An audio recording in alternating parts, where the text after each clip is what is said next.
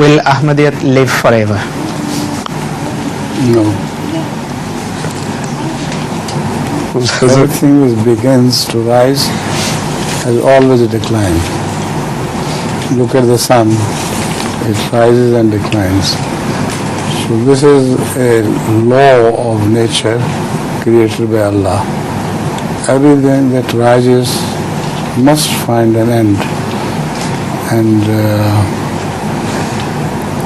in case of Islam, you can notice this, that once it began to rise so gloriously that people thought this sun will never set.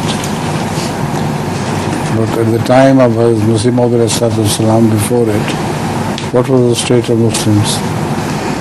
So if Allah did not spare the followers of Muhammad directly, of course we are also his followers, but we are his followers through Muslim.